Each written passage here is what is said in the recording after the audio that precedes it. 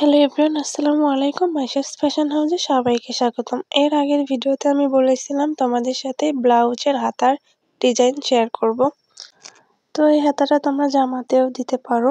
তো এইখানে আমি হাতা কিন্তু কাটিং করে নিয়েছি। এবার ওপর থেকে 4 ইঞ্চিতে আমি একটা মার্ক করে নিলাম।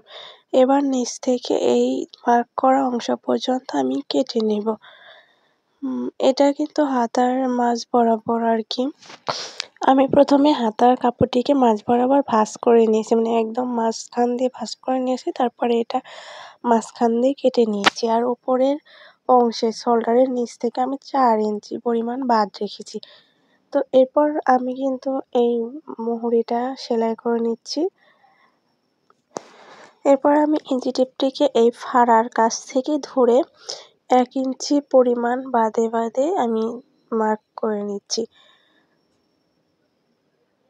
তো ডিজাইনটা এই 1 ইঞ্চি পর হবে, মানে মাঝখানে দুইটা লুপের মাঝখানে 1 ইঞ্চি পরিমাণ গ্যাপ রাখবো। এজন্য আমি 1 ইঞ্চি পরিমাণে বাদ রেখে কিন্তু মার্ক করে নিলাম। আর দুটো পাশেই কিন্তু মার্ক ভালোভাবে করে নিতে হবে, যেহেতু দুপাশেই লুপ বসানো হবে এজন্য। তো আমি এখানে লুপ আগেই কেটে রেখেছি, একটা ডরি বানিয়ে রেখেছিলাম। সেটাকে আমি 1.5 ইঞ্চির মতো কাটিং করে রেখেছি, মানে 1.5 ইঞ্চি লম্বা করে আমি এটা কাটিং করে রেখেছি। তো প্রথমে আমি একদম কোণায়, মানে ওই ফাড়ার একদম মানে শুরুতে মাঝখানে ওইটা ফাড়ার মাঝখানে একটা লুপ অ্যাটাচ করে নেব। এরপরে 1 ইঞ্চি পর একটা করে লুপ আমি অ্যাটাচ করে নেব। তো প্রথমে আমরা একটা ডরি বানিয়ে নিয়েছি। তারপর আমি এই ডরিটাকে 1.5 ইঞ্চি মতো লম্বা রেখে কাটিং করে নিয়েছি। আর এটাকে মাঝ বরাবর ভাঁজে দিয়ে এটা ওই হাতার ভিতরে, মানে হাতার নিচের দিকে দিয়ে ওপর থেকে আমি সেলাইটা করে নিচ্ছি। তো এভাবে করে আমি দুটো পাশেই লুপ অ্যাটাচ করে নেব। আর এই সেলাইগুলো একটু ভালোভাবে দেওয়ার চেষ্টা করবেন, যেহেতু লুপের মানে দুটা মাথা এক জায়গায় করা, মানে ডাবল পার্ট আর কি, খুলে যাওয়ার সম্ভাবনা বেশি থাকে। এই জন্য পারলে ডাবল সেলাই করে নেবেন। তো আমার এক পাশে সেলাই হয়ে গেছে, এবার অন্য পাশটাতেও একইভাবে সেলাই করে নিচ্ছি।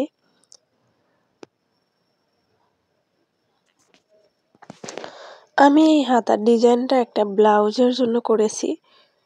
তোমরা চাইলে কিন্তু এটা যে কোনো জামাতে, কুর্তির হাতায় এটা ডিজাইন করতে পারো।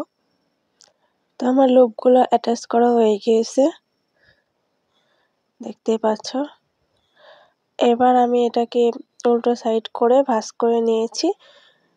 এরপর এখানে হাতার মহড়া 4.5 ইঞ্চি রেখেছি, রেখে আমি সেলাই করে নিচ্ছি।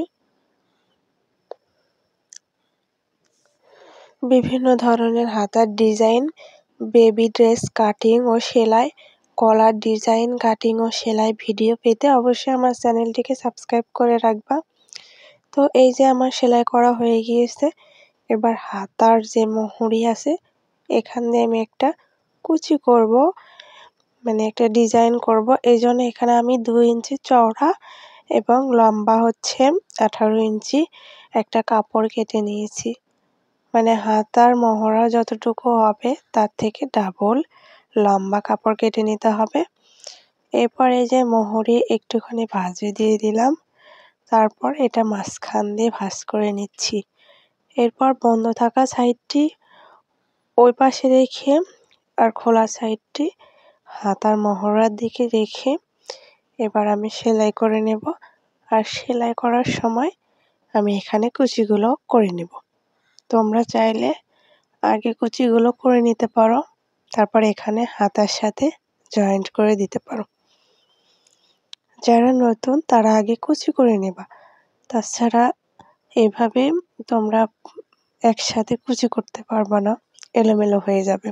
তো আগে কুচিটা করে নেবা, তারপরে মেন যে হাতার সাথে এটা বসিয়ে দেবা।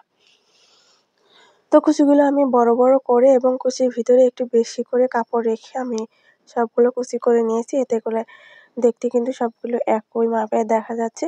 এবার সিধে সাইড থেকে একটা চাপ সেলাই দিয়ে নিলাম। আর এই তো হয়ে গেল আমার সুন্দর হাতার ডিজাইন করা। এবার এই লুপের ভিতর দিয়ে একটা ডরি দিতে হবে। আর আমি এখানে ডরি আগে থেকেই বানিয়ে রেখেছি। এবার এটাকে হাতার মানে ভিতরে ডরির ভিতরে তুলে দিতে হবে।